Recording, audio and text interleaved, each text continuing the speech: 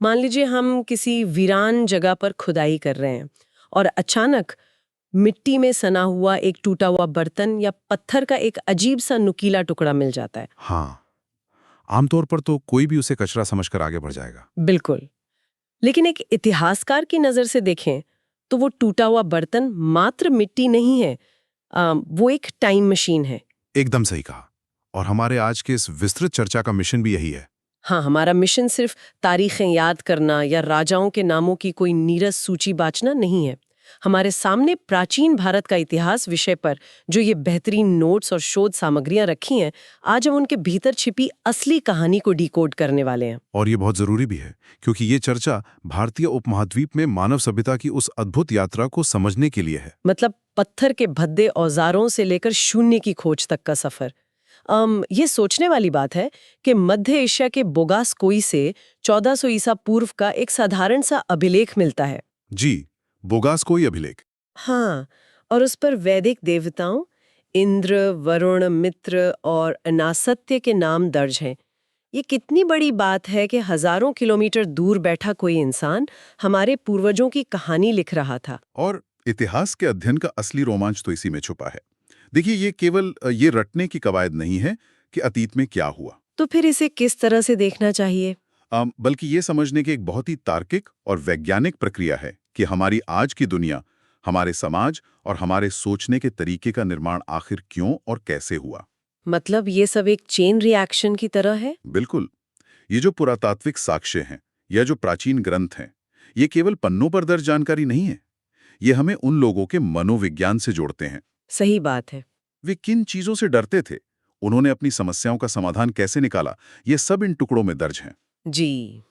मुझे हमेशा लगता था कि प्राचीन इंसान की जिंदगी बस शिकार करने और गुफाओं में छिपने तक ही सीमित थी। हाँ, ज्यादातर लोगों की यही धारणा होती है। लेकिन इन नोट्स को देखने के बाद नजरिया पूरी तरह बदल जाता है। कहानी की शुरुआत पाषाण काल से होती है। इंसान खानाबदोश था। 1863 में रॉबर्ट ब्रूस फुट ने जो खोज की थी वो इसी दौर की थी। जी, रॉबर्ट ब्रूस फुट ने मद्रास के पास पहला पाषाण उपकरण खोजा था। वो एक बहुत लंबी और धीमी शुरुआत थी। लेकिन फिर एक सबसे बड़ा आहा मोमेंट आता है। मेरा मतलब है खेती की शुरुआत। वो तो मानव इतिहास की सबसे बड़ी क्रांति थी। बिल्कुल। उत्तर प्रदेश के लहुरा देव में सबसे पुराने कृषि साक्ष्य मिलते हैं और मेहरगढ़ में तो 7000 ईसा पूर्व के गेहूं के निशान मौजूद हैं। हाँ, और उसी दौरान आदमगढ़ और बागोर में पशुपालन भी शुरू हो चुका था। पर मेरे दिमाग में एक सवाल आ रहा है।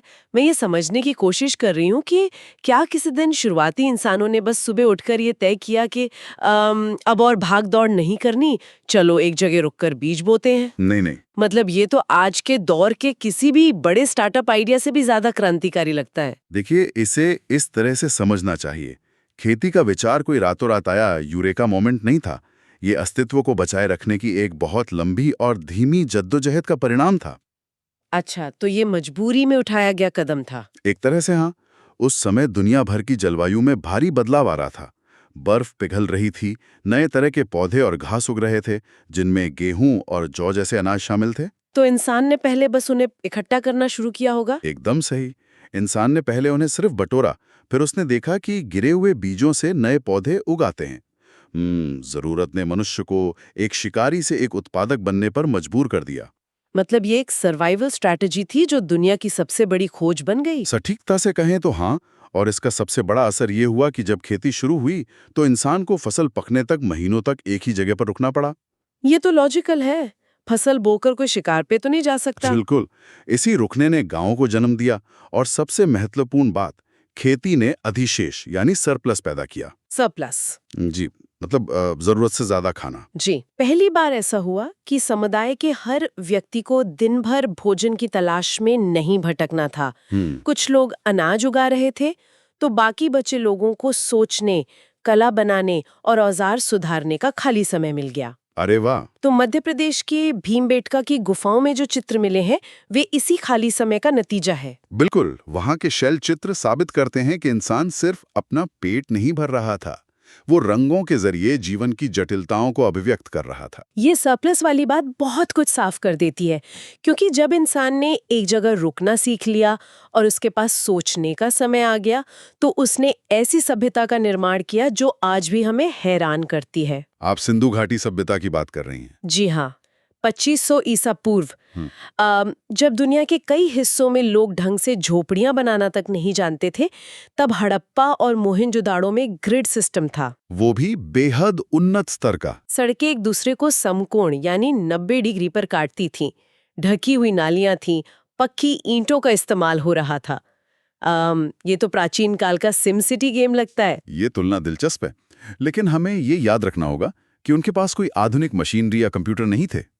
ग्रिड सिस्टम और ढकी हुई नालियां एक बहुत गहरा इशारा करती हैं। किस तरफ? 1000 किलोमीटर से भी ज्यादा बड़े इलाके में ईंटों का एक ही निश्चित आकार मिलना, जैसे कि 4:2:1 का आकार, और एक जैसी नाप-तौल की प्रणाली होना, ये बताता है कि वहां कोई ना कोई बहुत मजबूत मानकीकरण यानी स्टैंडर्डाइजेशन की व्यवस्था थी। पर क्या इसके लिए किसी बहुत बड़े तानाशाह या किसी विशाल सेना की जरूरत नहीं पड़ती? मेरा मतलब है, जो लोगों से जबरदस्ती ये सब करवाए। यही तो इस सभ्यता का सबसे बड़ा रहस्य है। इतिहास में अमूमन ऐसे बड़े निर्माण सेनाओं और गुलामों के दम पर होते थे, लेकिन सिंधु घाटी से हमें हथियारों के नाम पर बहुत ही कम चीजें मिली हैं। सच में? तो फिर उन्होंने इतना सब कैसे बनाया? उनकी महानता उनके विशाल महलों या खजाने में नहीं थी। दरअसल वहां कोई बड़े महल या भव्य मकबरे मिले ही नहीं हैं। उनका सारा फोकस पब्लिक इंफ्रास्ट्रक्चर यानी सार्वजनिक सुविधाओं पर था। हाँ, मोहनजोदड़ो का वृहद स्नानागार और हर घर में कुएं होना ये बताता है कि वे स्वच्छता को कितना महत्व देते थे। बिल्कुल। और लोथल जैसे शहर, जहां से गोदीबाड़ा यानी बंदरगाह और धान की भूसी मिली है, वो दिखाता है कि उनका व्यापारिक नेटवर्क कितना मजबूत था। मतलब ये एक ऐसा समाज था जिसने अपनी ऊर्जा युद्ध और दूसरे राज्यों को जीतने में नहीं लगाई। जी, उन्होंने अपनी ताकत वाणिज्य, कृषि और नागरिक सुविधाओं में लगाई। वहां से मिली मातृ देवी की मूर्तियां ये भी इशारा करती हैं कि शायद वो समाज मात्र सत्तात्मक था, जहां महिलाओं की स्थिति बेहद मजबूत थी। शांति से व्यापार करने वाले, साफ सफाई पसंद करने वाले लोग। लेकिन फिर ये सब खत्म कैसे हो गया, और इसके बाद का जो दौर है वो एकदम अलग क्यों दिखता है? देखिए, जलवायु परिवर्तन, नदियों के मार्ग बदलने या फिर बाढ़ जैसे प्राकृतिक कारणों से ये भौतिक शहर धीरे धीरे मिट्टी में मिल गए। व्यापार टूट गया और लोग वापस ग्रामीण जीवन की ओर लौटने लगे। तो क्या यहीं से वैदिक काल शुरू होता है? जी हाँ, सिंधु सभ्यता के बाद वैदिक काल का उदय होता है। ये ग्रामीण सभ्यता थी जिसका मुख्य आधार पशुपालन था। और इसी दौर में आर्यों का प्रभाव बढ़ा, वेदों की रचना हुई। बिल्कुल। समाज की सबसे छोटी इकाई परिवार बनी और धीरे धीरे गोत्र व्यवस्था सामने आई। लेकिन ग्रामीण जीवन से हम वापस विशाल साम्राज्यों तक कैसे पहुंचे? नोट्स में आगे जिक्र है कि 6ठी शताब्दी ईसा पूर्व तक आते आते भारत 16 महाजनपदों में बंट जाता है। हाँ, इसे द्वितीय नगरीकरण भी कहा जाता है। और इनमें से एक राज्य मगध सबसे शक्तिशाली बनकर उभरता है। मैं ये समझने की कोशिश कर रही हूँ कि क्या मगध सिर्फ इसलिए उस दौर का सुपर पावर बन गया क्योंकि उन्हें भौगोलिक रूप से एक लॉटरी मिल गई थी? लॉटरी एक अच्छा शब्द है, लेकिन इसे भुनाना भी आना चाहिए। मगध, जो आज का बिहार है, उसके पास उपजाऊ मैदान तो थे ही, लेकिन सबसे बड़ा गेम चेंजर था लोहा। लोहा? जी, उत्तर वैदिक काल में लोहे की खोज ने पूरी अर्थव्यवस्था को पलट कर रख दिया था। मतलब उन्होंने लोहे की तलवारें और हथियार बना लिए और सबको हरा दिया। हथियारों से कहीं ज्यादा लोहे का इस्तेमाल कुल्हाड़ियों और हलों में हुआ। गंगा के मैदानी इलाकों में बहुत घने जंगल थे, जिन्हें तांबे या कांसे के औजारों से काटना नामुमकिन था। अच्छा, तो लोहे की कुल्हाड़ियों ने उन जंगलों को साफ किया? बिल्कुल।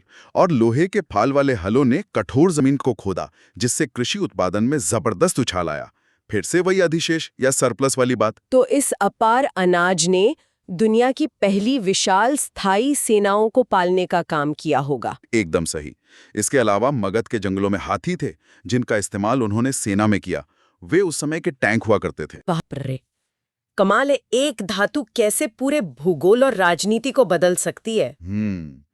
लेकिन मगध के शासकों ने सिर्फ ताकत का इस्तेमाल तो नहीं किया होगा। नहीं, हर्यक वंश के बिंबिसार और अजातशत्रु जैसे शासकों ने कूटनीति का बेहतरीन इस्तेमाल किया।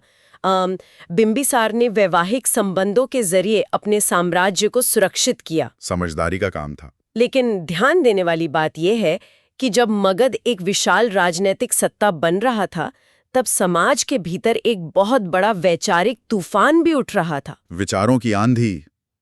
क्योंकि लोहे और कृषि ने समाज में नई तरह की असमानता पैदा कर दी थी। पुरानी कठोर सामाजिक व्यवस्था, जन्म पर आधारित वर्ण व्यवस्था और खर्चीले कर्मकांडों के खिलाफ लोगों में भारी असंतोष था। जी, और इसी वैचारिक क्रांति का नेतृत्व किया जैन और बौद्ध धर्म ने। ये वो दौर था जब पुरानी मान्यताओं को सीधी चुनौती दी जा रही थी। हाँ, 24वें तीर्थंकर महावीर स्वामी ने जैन धर्म को एक नई दिशा दी। बिल्कुल। उन्होंने 5 महाव्रत, सत्य, अहिंसा, अपरिग्रह यानी संपत्ति इकट्ठा न करना, अस्तेय यानी चोरी न करना और ब्रह्मचर्य का पालन करने पर जोर दिया। लेकिन उनका सबसे क्रांतिकारी विचार था स्यादवाद। स्यादवाद? ये शब्द तो सुनने में काफी दार्शनिक लगता है। इसका आसान मतलब क्या है? आसान शब्दों में कहें तो स्यादवाद का मतलब है कि किसी भी सत्य के कई पहलू हो सकते हैं। जो मैं देख रहा हूं वो भी सच हो सकता है और जो आप देख रही हैं वो भी सच हो सकता है। अरे वाह!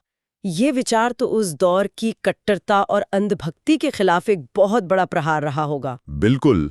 आज के ध्रुवीकृत समाज में भी ये कितना प्रासंगिक है, ये सोचने वाली बात है। दूसरी ओर गौतम बुद्ध ने बौद्ध धर्म की स्थापना की। हाँ, उन्होंने 4 आर्य सत्य बताए कि दुनिया में दुख है, दुख का कारण है, दुख का निवारण है और वो निवारण अष्टांगिक मार्ग से होकर जाता है। जी, अष्टांगिक मार्ग। अष्टांगिक मार्ग मतलब जीवन जीने के 8 सही तरीके। ये कोई जटिल पूजा पाठ नहीं था, बल्कि सही सोच, सही कर्म और सही आजीविका जैसे व्यावहारिक नियमों का एक सेट था। और मुझे लगता है कि इन धर्मों की सबसे बड़ी सफलता इनकी भाषा थी। बुद्ध ने अपने उपदेश पाली भाषा में दिए, जो उस समय आम लोगों की भाषा थी। बिल्कुल, संस्कृत में नहीं, जो केवल कुछ खास वर्गों तक सीमित थी। बिल्कुल, और उन्होंने महिलाओं और शूद्रों के लिए भी संघ के द्वार खोल दिए। ये उस दौर का सबसे बड़ा सामाजिक सुधार था। इन धर्मों ने कर्मकांडों के बजाय इंसान के कर्म पर जोर दिया। इन्होंने एक ऐसा वैचारिक आधार तैयार किया जिसने आम लोगों को तो जोड़ा ही, आगे चलकर बड़े साम्राज्यों की नीतियों को भी आकार दिया। और यहीं से हम प्रवेश करते हैं प्राचीन भारत के स्वर्ण युग में, मौर्य काल और उसके बाद गुप्त काल। मौर्य वंश, जहां चंद्रगुप्त मौर्य ने चाणक्य की मदद से एक सुसंगठित प्रशासन खड़ा किया। जी, लेकिन अशोक की कहानी सबसे ज्यादा अलग है। हाँ, कलिंग युद्ध के नरसंहार ने उन्हें इतना विचलित कर दिया कि उन्होंने युद्ध की नीति को हमेशा के लिए त्याग दिया। जेम्स प्रिंसेप ने 1837 में जब पहली बार अशोक के शिलालेखों को पढ़ा, तब दुनिया को पता चला कि ये कितना बड़ा बदलाव था। एक राजा जिसके पास असीमित ताकत है, वो अपनी पूरी प्रशासनिक मशीनरी का इस्तेमाल युद्ध के लिए नहीं, बल्कि नैतिक उत्थान और लोक कल्याण यानी धम्मा के लिए कर रहा है। विश्व इतिहास में ऐसा उदाहरण मिलना वाकई दुर्लभ है। बिल्कुल दुर्लभ है। अशोक की नीतियां अपनी जगह हैं, लेकिन जब विज्ञान, साहित्य और नवाचार की बात आती है, तो सारा फोकस गुप्त काल पर चला जाता है। हम अक्सर ग्रीक और रोमन विज्ञान की तारीफ करते हैं, लेकिन गुप्त काल का विज्ञान किसी आधुनिक सिलिकॉन वैली के इनोवेशन से कम नहीं था। एकदम सही तुलना है। आर्यभट्ट ने वर्गमूल और घनमूल निकालने की विधियां दी। कालिदास जैसे कवि अद्भुत रचनाएं कर रहे थे। और चिकित्सा के क्षेत्र में सुश्रुत का काम तो आज के सर्जन्स को भी हैरान कर देता है। उन्हें शल्य चिकित्सा यानी सर्जरी का पितामह कहा जाता है। मैंने कहीं पढ़ा था कि वे कटी हुई नाक या अंगों की प्लास्टिक सर्जरी तक करते थे। और सिर्फ इतना ही नहीं, घाव को सिलने यानी टांके लगाने के लिए उनके तरीके बेहद अनोखे थे। वे कुछ खास तरह की बड़ी चींटियों का इस्तेमाल करते थे। चींटियों का? कैसे? चींटी घाव के दोनों सिरों को अपने जबड़े से पकड़ लेती थी, फिर उसके शरीर को हटा दिया जाता था और जबड़ा एक प्राकृतिक स्टेपलर की तरह घाव को बंद रखता था, जो बाद में शरीर में खुल जाता था।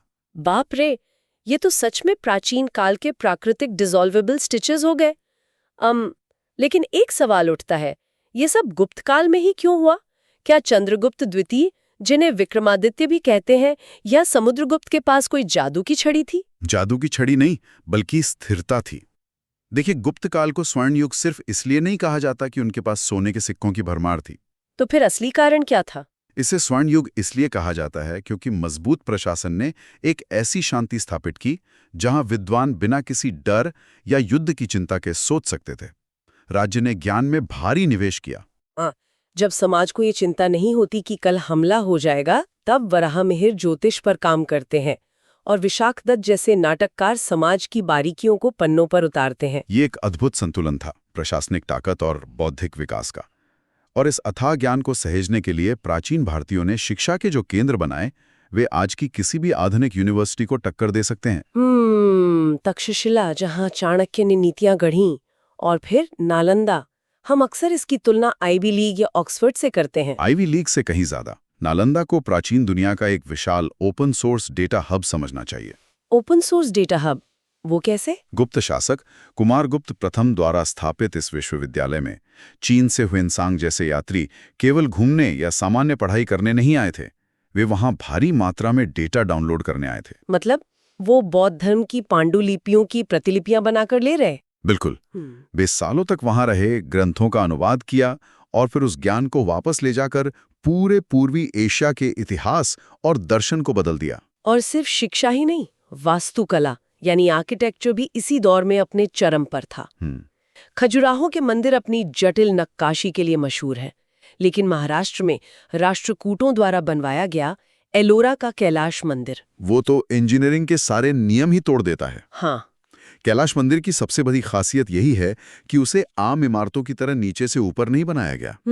पूरी की पूरी एक विशाल चट्टान को ऊपर से नीचे की ओर काटकर छीलकर एक भव्य मंदिर का आकार दिया गया। एक भी गलती का मतलब था पूरी चट्टान का बर्बाद होना।